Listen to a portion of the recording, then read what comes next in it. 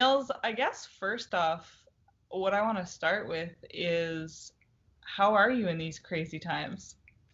Good question. Up and down. To be fully honest, up and down. It's been, I think, a really tumultuous journey for everybody. I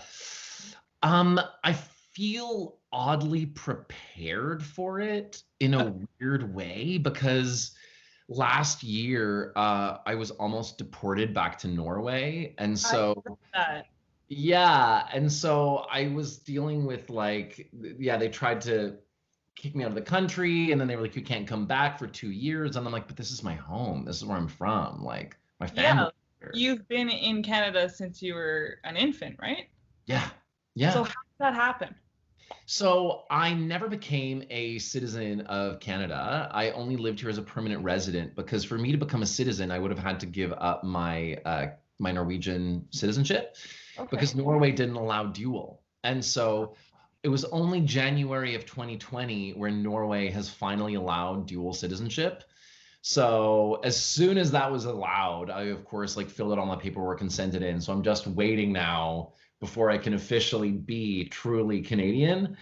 But yeah, so all of last year I was dealing with the whole issue of safety and security and Okay. feeling totally unsafe, and every my entire life was totally shook up. And so when this happened, I felt like I'd kind of already dealt with a huge form of safety and security. And I think that a lot of people I know were kind of dealing with this breakdown of feeling safe and secure. And so more for me during this time, I kind of went, where am I needed and what can I do? I happened to be in Fort McMurray Oh, during this time, so I were also you dealt with. filming there when it happened? No, I was actually shooting this other project, A Hint of Love, Mm. right when COVID was announced and like lockdown was happening, and we were just wrapping up shooting and like finished right when lockdown was announced, basically. Oh, wow. And my plan was always to go to Fort Mac to be with my partner who lives out there. And so I did go out there because I was like, I don't think anything's happening. So I'm just going to be here and lock down here. And so I went there, and then the floods hit in Fort McMurray. So that was intense. And so it was a lot of like helping other people empty out their homes and bring stuff from the basement upstairs so that if it did flood, that it would be safe, and helping people get rid of all of the stuff that was destroyed by the flood, trying to sandbag the hospital, so that the only respirators that were in town wouldn't get destroyed during the flood. Like, Oh my goodness. it's been intense. It's Yeah. been intense, but it's been like oddly distracting because I've felt a need to be of service for other people at other times. So it takes And the focus off you. not even just helping people on a day-to-day basis, but you've also taken the time to turn your acting classes from in person to online. Uh, Yes. how different is that? Is that not the craziest experience? It is, especially because like, I had done 5 years of conservatory training. And so that's all like super in room where you're like doing contact improv and next to nothing. And you're like faces are on top of each other. And we got teachers that are like encouraging you to like sleep with each other to get to know each other better. And like it was all like very close stuff. Whereas suddenly all of that kind of training is removed, and like the idea of people rolling around on the floor doing breath work is a little unheard of Terrifying. right now. Yeah, and Yeah. terrifying because you're like, I'm gonna get sick. Nothing that ever crossed our minds back then, right? And so it's uh it's been weird because it's not what I'm used to. And so I needed to teach myself how to create a digital platform and how to deliver a class that's actually going to be helping people. More than anything, it felt like I was again there for people to be able to help them deal with the emotional issues of that they were going through, because I did teach some adults, but then primarily I was teaching teens. And I mean, all I could do was try to empathize with them and be like, listen, when I was in grade 12, all I wanted to be was away from my family. Like, I desperately wanted to graduate so that I could then move on and have my own experiences. And I was ready to flee the nest. And all these kids are suddenly needing to live with their parents. They don't have extracurriculars. They can't see their friends. So I I couldn't imagine how I would have done as a teen during that time. So it was just good to be able to talk to them and be like, it's hard. It's really hard, you know? Do you think that those emotions will help them in their acting career? I do, definitely. I do. I think every experience that you have is going to help you in life, Hmm. but the better you are at life, the better you are at acting, in my opinion. For me, teaching acting isn't about teaching how to pretend. It's about teaching people how to be a better human being and how to function as a human being and how Wow. to be there for other people.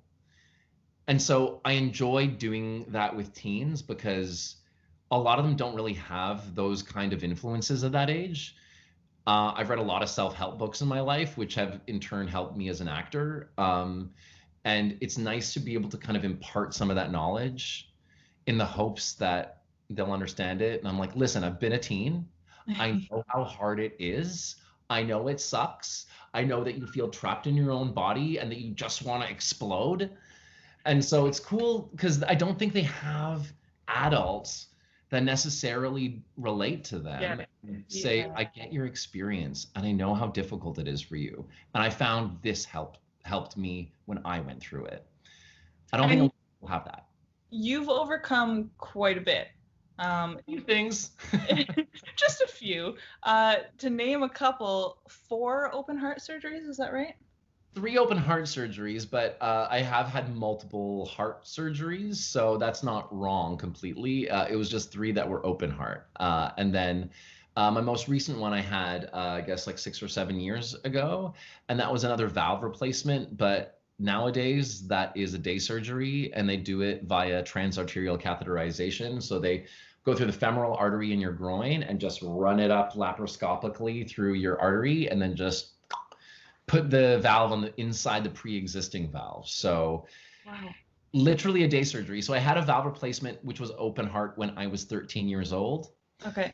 And then when I had that valve replacement again, like 7 years ago or whatever it was, um, that was a whole other surgery. So first time when it was open heart, I was in the hospital for a week. And then I did 6 months of physiotherapy and at-home schooling because I could not be out of my house. Like Mhm. I couldn't lift a pen to be parallel to the ground. It was too heavy because Okay. all of your upper body muscle is broken to crack your ribs open to get at your heart, right? Mhm. But then when I had the most recent valve replacement, that was day surgery. And within a week, I was on set doing my own stunts. So It's crazy. it is crazy. Wow. I mean, the production didn't know that I had heart surgery, and I just like told the other actor, I was like, if anything happens, I had heart surgery This last week, is why. but it's gonna be okay. And he was like, this is too much for me, man. I don't know if I can take this on. I'm like, you have to, and you can't tell anyone unless you have to. Yes. Yeah. So, as an you had the heart problems as an infant, is that right? Like when you were born. Yes, I was And born with tetralogy of Fallot, so I was born a blue baby. you had already started acting by the time you were 13. You started when you were 10. So did Yeah. it ever enter your mind that, oh my goodness, this might affect me and I might not be able to pursue what I want to do in life? Uh, at that point, I really was excited about swimming. And so I did definitely realize that it was gonna be something that stopped me from swimming. Mhm. Like, and the doctors kind of said that. And I'd always just been drawn to acting, and I don't 100% know why. Okay. But it has been where I have been able to find myself, express myself, find out what my thoughts and feelings are, and understand how to express that, which is further evolved beyond me acting and is now helping me as a writer because that is the direction that just everything is evolving to. It's just, I love acting. I really enjoy it. I love portraying characters, but I have a lot I want to say. And I Mhm. think the platform for me that is best is to write. Okay. Um, and so it's I don't think I've ever felt hindered in regards to acting because of my heart. In fact, I think that my heart has been what has pushed me into pursuing this further and forced me down the path that I know I've needed to go down, because I think that through having an open heart, I don't want to sound so cheesy, but it's hard to avoid it. Through having an open heart, I think that I'm a little bit more comfortable with my emotions than most men in my age demographic are. And as a result, I feel I need to express myself more because I know, I don't know. That's super important though. That's good. And I think it is because I have been opened up so much that I can't help but feel more. Yeah. I can't even talk about it without I can't help but feel a bit more, which means and that for me is a measuring stick. If I feel, I have to go through with it, whether that be anger or hurt or whatever. I know that I need to follow through with that because my heart's telling me something and I got to follow through with it. And it's not my control. I have no control over it. I love that. That's the best explanation I could have asked for. That's really cool. So obviously writing is biggest in your heart then. It is. Are you currently working on anything? I have written a feature film called Cross Country Baby, and I've written and been developing a TV series called The A-Gaze. And so as a writer, I have a personal mandate to tell queer stories and to entertain people through comedy while also making them feel. Yeah. Cool. Have they been interrupted at all with this process with COVID, or has it actually enhanced your time to write? Both. Both is the answer. I found that since COVID, what ended up happening was the film Cross Country Baby that I'd been working on, we were planning on going to camera for it this upcoming fall. But then, of course, everything's been pushed back. So now our goal is the spring. That feels like a much more manageable time frame. And then also with COVID and lockdown and everything and having a lot more time, I found that writing has been a bit of an outlet for me as well. And it's evolved my other project. Well, everything in the world that's been going on has evolved the other project that I've been working, the TV series. That one I've been developing for a longer time, but I've been feeling a block on it for a while. And I realized the block is because I have been trying to write every episode from a different character's perspective. Oh, wow. Every character is very different. Like one character's trans, one is a Black drag queen, one, and one is like a Hispanic older male. And I'm just like, I feel a bit narcissistic to think that I could actually properly tell these perspectives, or even to tell a story from a lesbian perspective. I'm like, I've not had that experience. I don't truly know the heart of it. So what makes me think that I can actually tell the story? So what's ended up happening, with Black Lives Matter and stuff like that, I've been like, why am I trying to write a story from a Black person's perspective? Because it's not my experience. Right. So I'm now evolving to a point where I am wanting to get together a writing team and getting together people who all are identified as these individuals and give them a platform to be able to tell the story. Because I think that, like I said about heart, I think they have the heart closer to the character than I do. So that's definitely a good way to go, I think.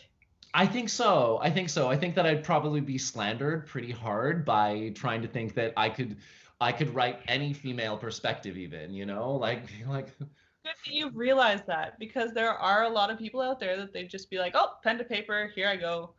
And they put it out there thinking that the way they think is right, and it ends up not being even close.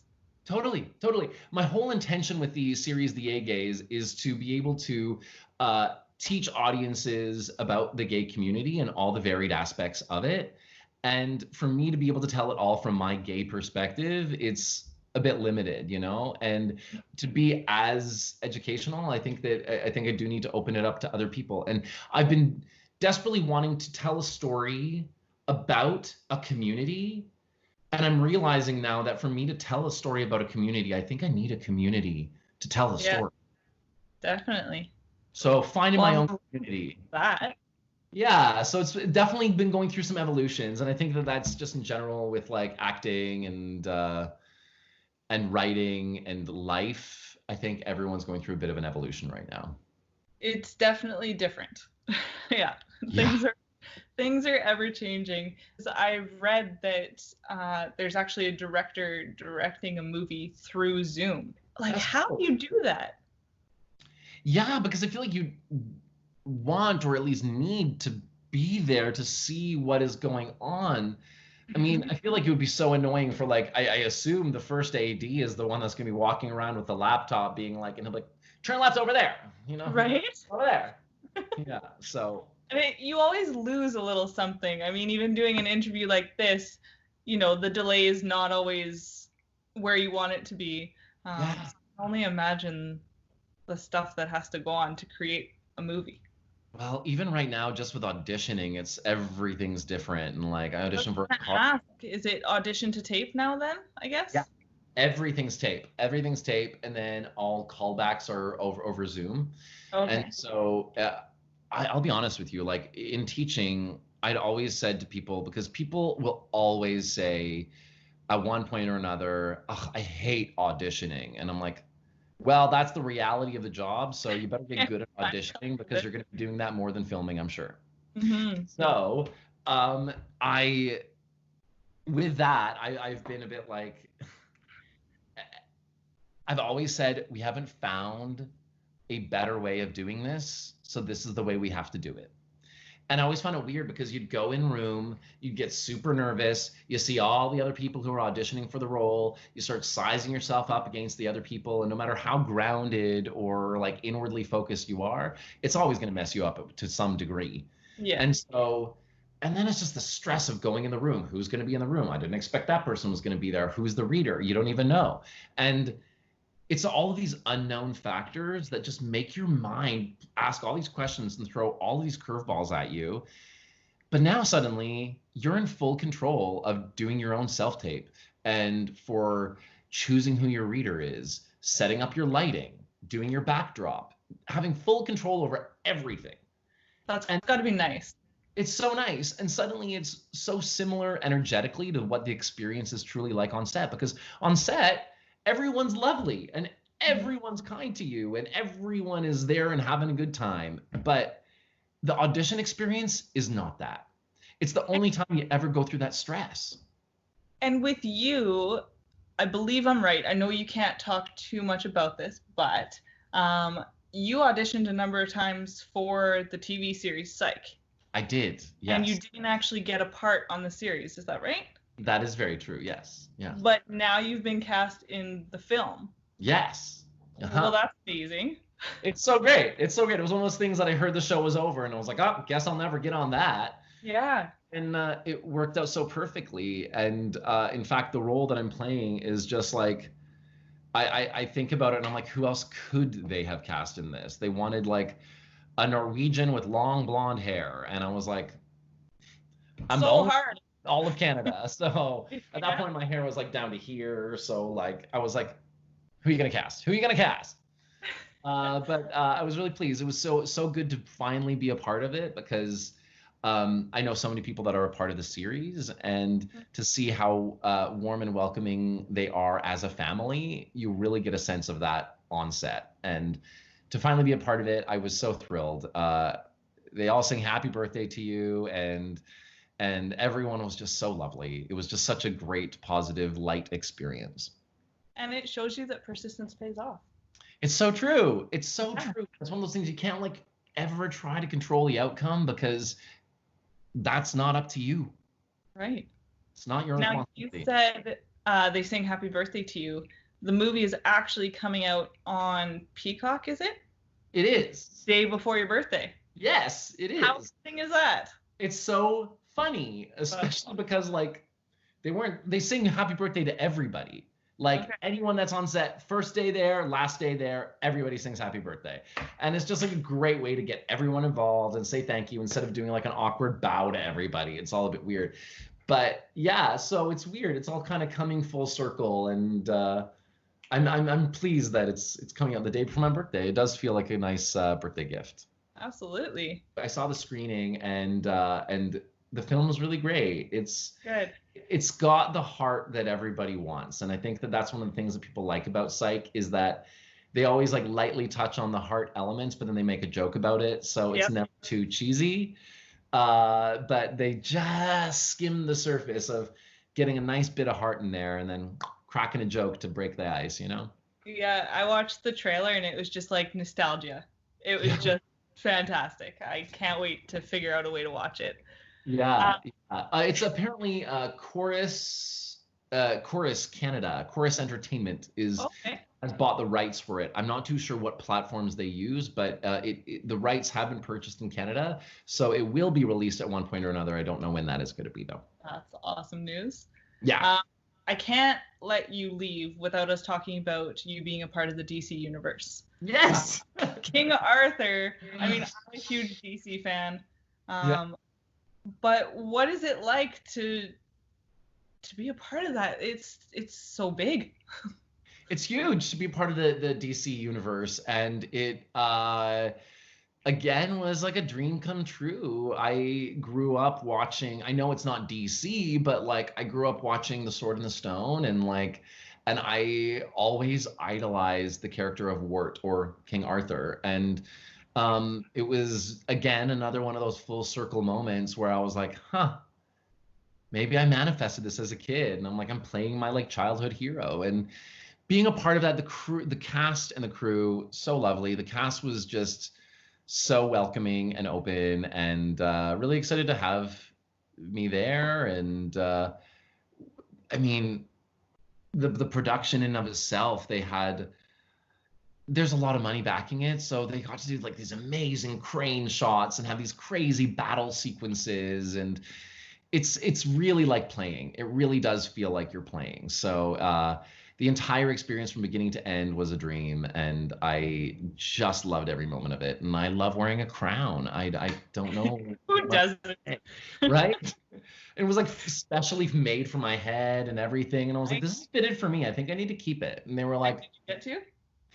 Well, they said once the entire show was wrapped, maybe. But I mean, a crown's a crown's a crown. You can put that on anyone's head, I'm sure.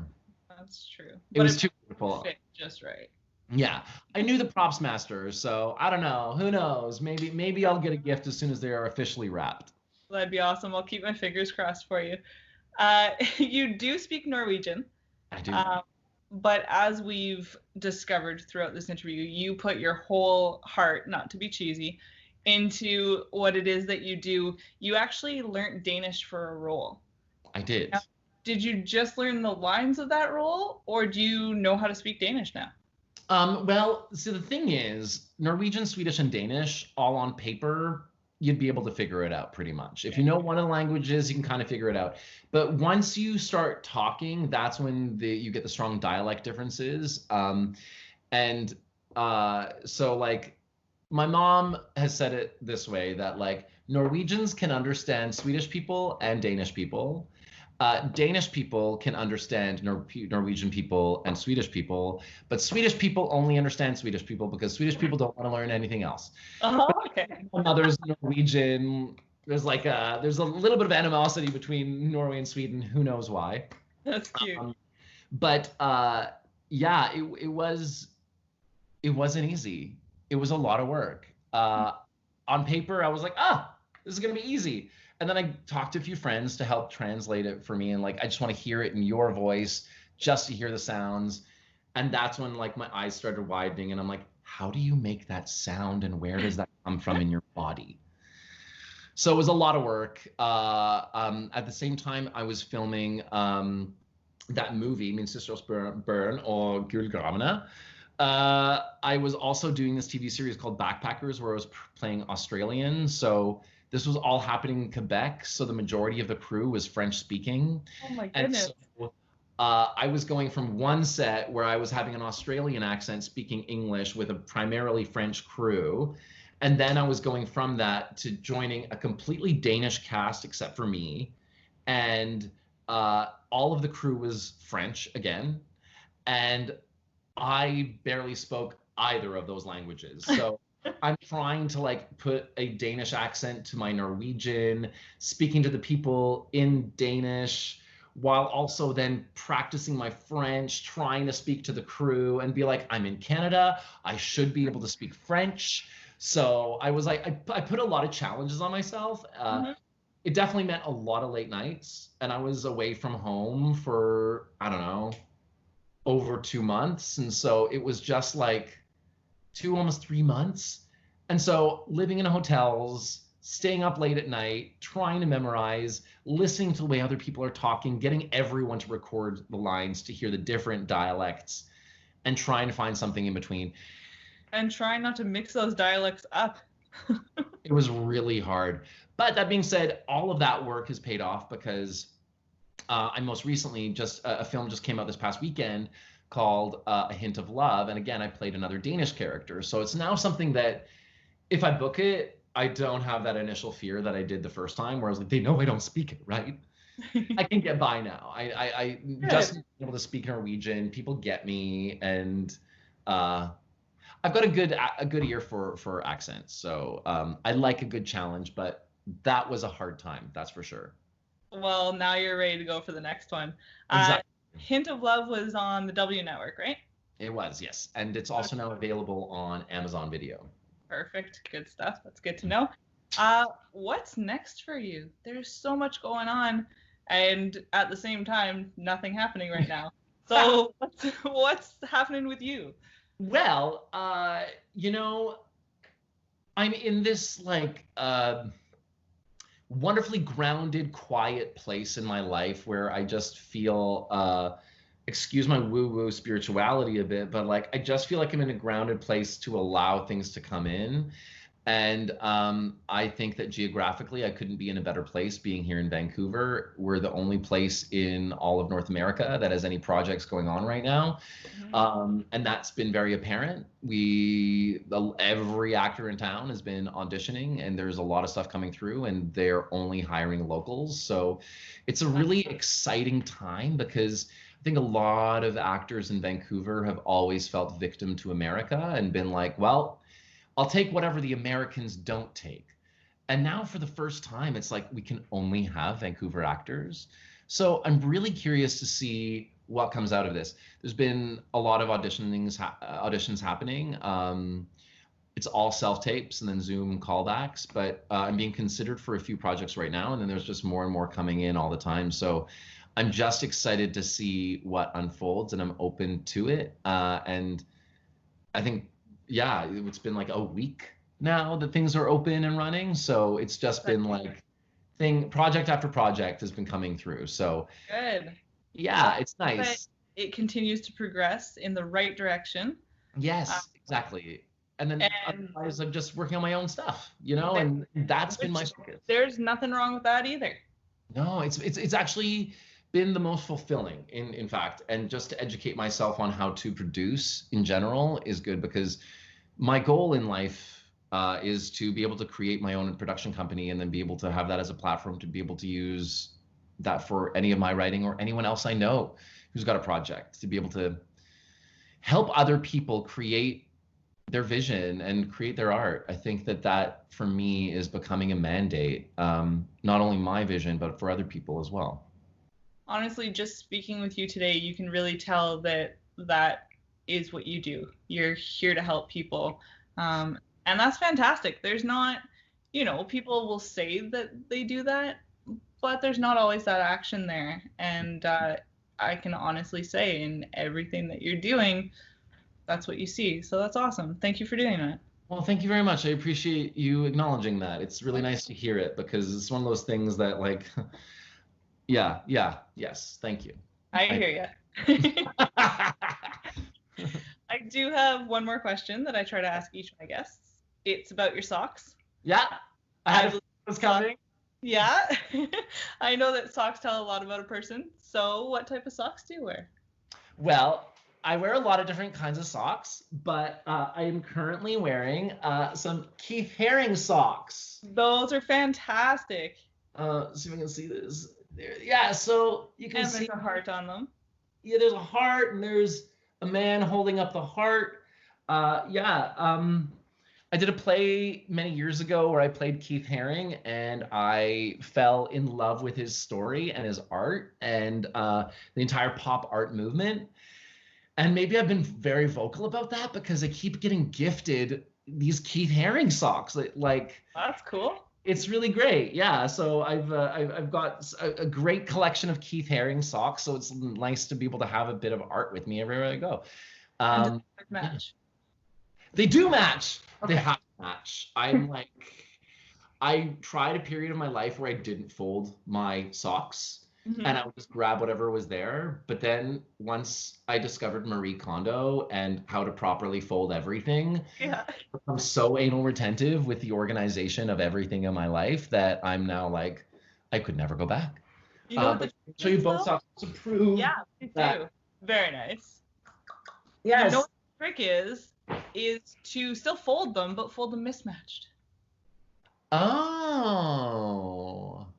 But the mismatch drives me a little crazy. Yeah. See, I'm in the middle of both worlds. Okay. I'm mismatched, but there's always a theme. So if I'm wearing Batman, I'm wearing Robin. Oh, that's cute. Hold those together, and there's still organization there. I like that. I like that. I definitely couldn't do that. That's fair. I have so much respect for people who do, but it's one of those things that makes my insides just go, oh, for me. Yeah. Not on other people. It's not like you walk into a room and see someone like that and you have to pull their socks off. Then you're okay. Exactly. I'm not that obsessive compulsive, but I have recently acknowledged where I'm obsessive compulsive and I'm aware of it. That's all that matters. Exactly. I've been saying this for years now, so I don't think I'm progressing. That's okay. You're all good. Thank you so much for your time. I really appreciate it. Thank you. This was really lovely. Thank you. I'm glad you enjoyed it as well.